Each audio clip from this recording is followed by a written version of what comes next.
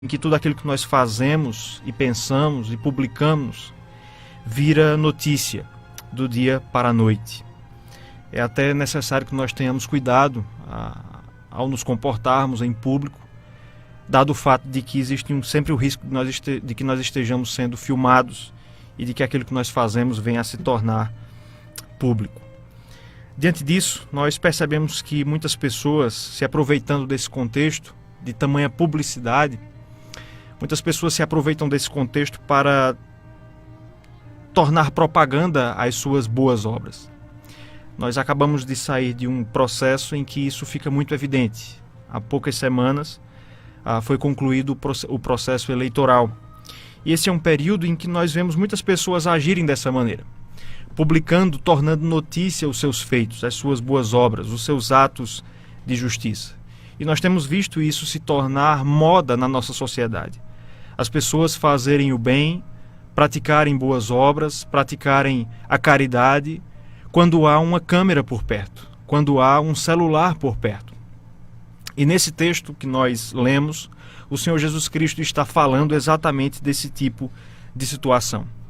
Nesse texto do Evangelho de Mateus, que se encontra inserido no primeiro grande sermão de Jesus, o Sermão da Montanha, o Sermão do Monte, Jesus está se contrapondo a alguns homens do seu tempo que eram os fariseus. Os fariseus eram doutores da lei, eram conhecedores das Escrituras, conheciam a palavra de Deus, mas Jesus os descreve como sendo homens que praticavam a justiça, praticavam boas obras, praticavam obras espirituais para serem vistos pelos homens. O versículo 1 ele coloca isso de maneira muito clara.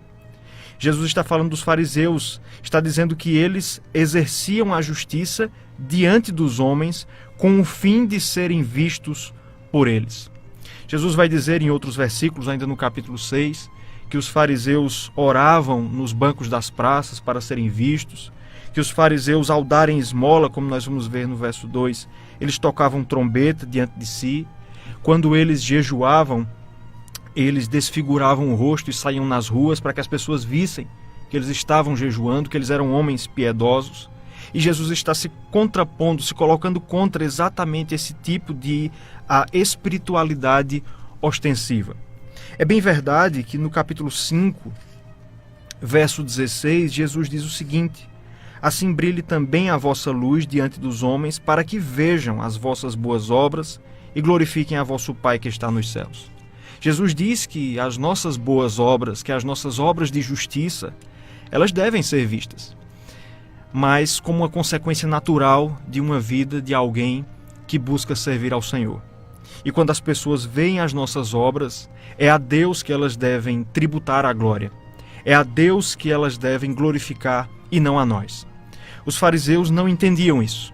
Eles buscavam praticar obras de justiça para serem glorificados, para serem admirados e elogiados pelos homens. Isso é algo que nós vemos com muita frequência na nossa sociedade.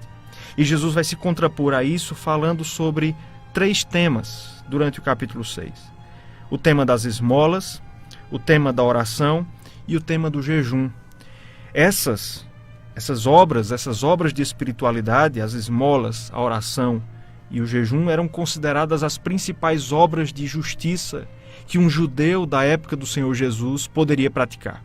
Alguém santo, um homem piedoso, era um homem que dava esmolas, que orava e que jejuava.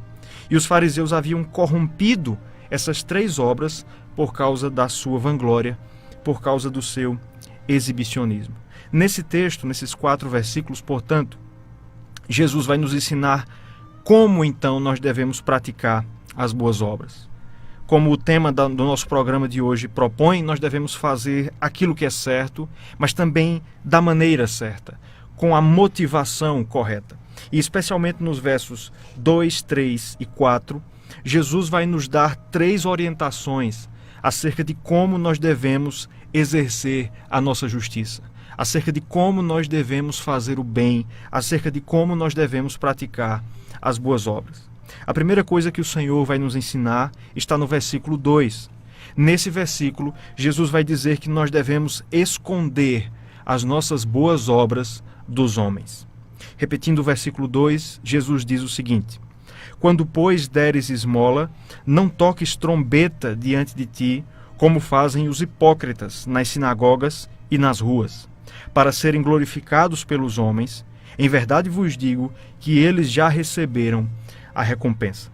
Como nós já dissemos, Jesus está falando nesse versículo sobre os fariseus. Ele está dizendo que aqueles homens, quando iam dar a esmola para os pobres, eles tocavam trombeta diante de si. A ideia de tocar trombeta diante de si é a ideia de chamar a atenção.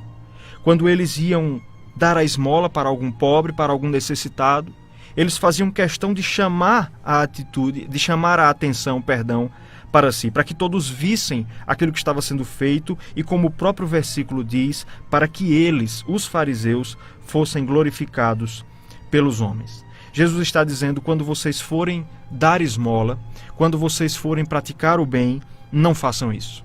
Não toquem trombeta diante de si. Não chamem a atenção. Jesus vai dizer que quem faz essas coisas são os hipócritas. E é interessante, querido ouvinte, que essa palavra hipócrita que Jesus usa aqui, uma palavra tão pesada dos nossos dias, naquela época, a palavra que é traduzida aqui como hipócritas, ela era usada para designar os atores. Os atores eram chamados de hipócrites no grego, hipócritas. Então Jesus está dizendo que aquela pessoa que, ao praticar o bem, ela faz isso para ser vista, essa pessoa é um ator. Essa pessoa está atuando. Ele não está praticando a justiça e as boas obras sinceramente, mas sim de maneira fingida para ser glorificado pelos homens.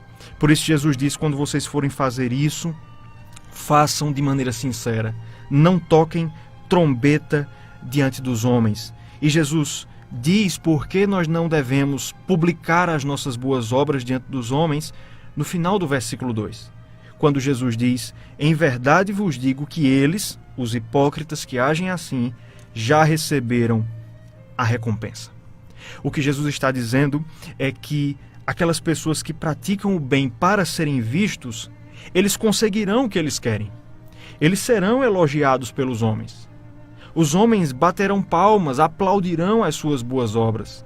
Mas Jesus está dizendo que essa será a sua única recompensa. Ao dizer isso, Jesus está lembrando aquilo que o Salmo 17, versículo 14, nos diz, a respeito de que os homens ímpios, o texto vai dizer lá que o quinhão deles, ou seja, a herança deles, é apenas desta vida. Portanto, Jesus está dizendo que nós não devemos publicar as nossas boas obras aos homens, porque se nós fizermos isso, a nossa recompensa será apenas nesse mundo, apenas nessa vida, e nós não conseguiremos a recompensa que vem de Deus.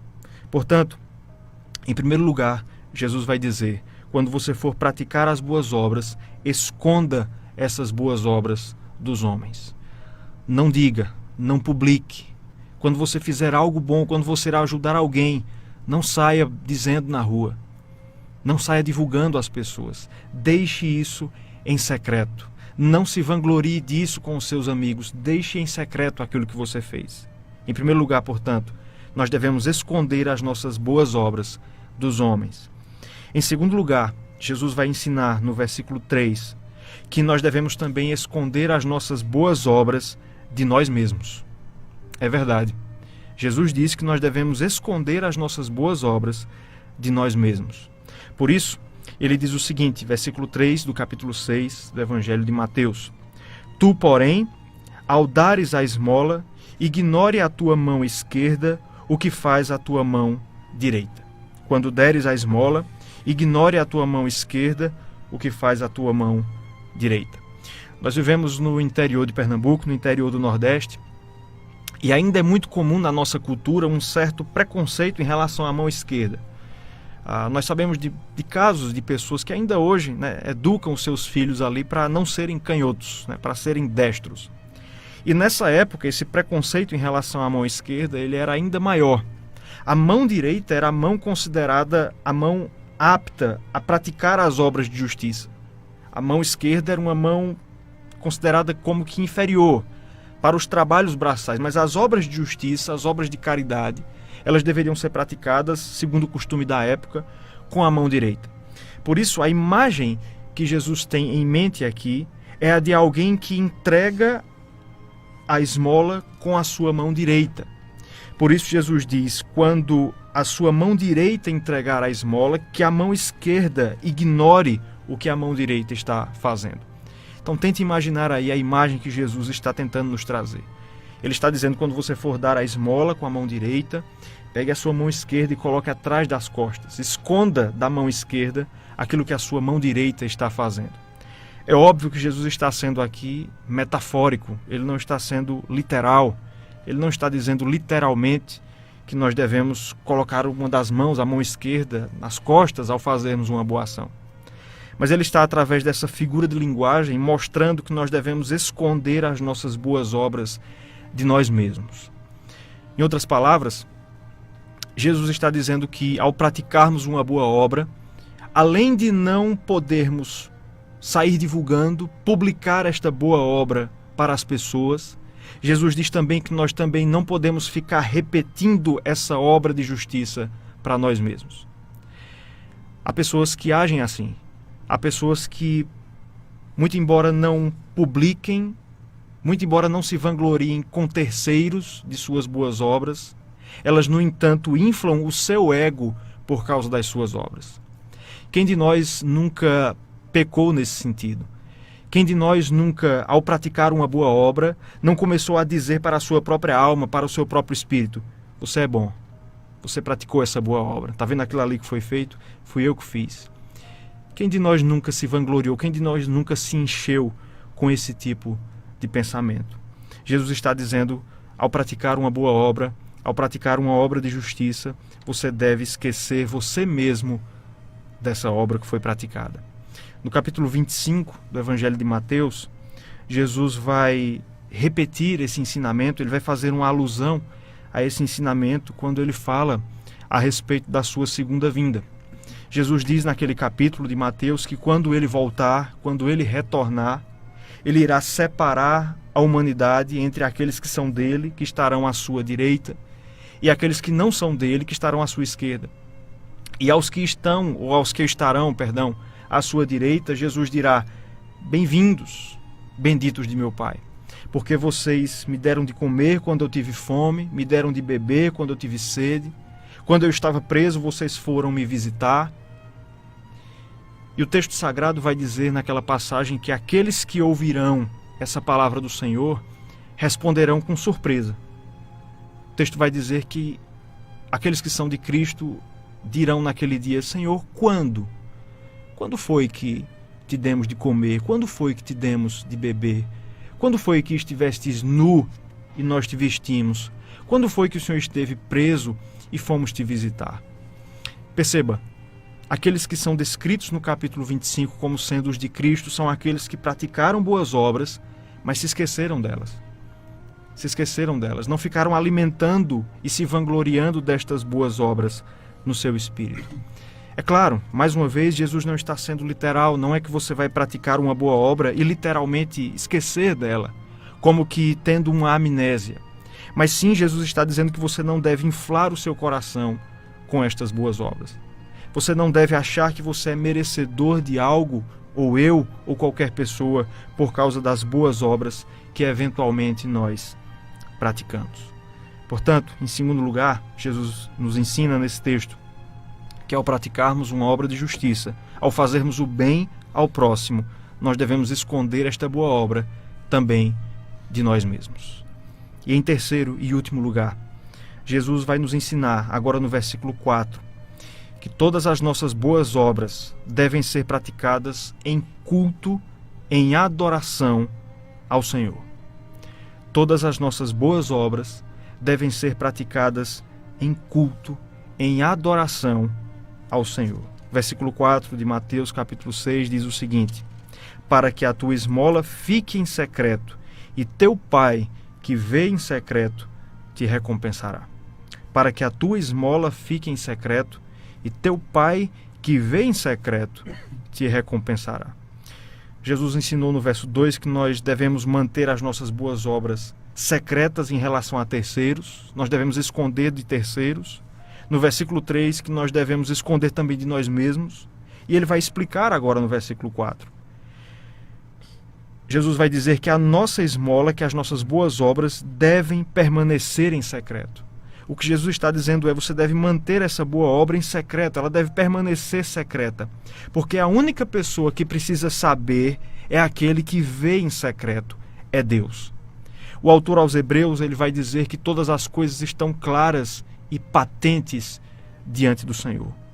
Deus vê, querido ouvinte, todas as coisas.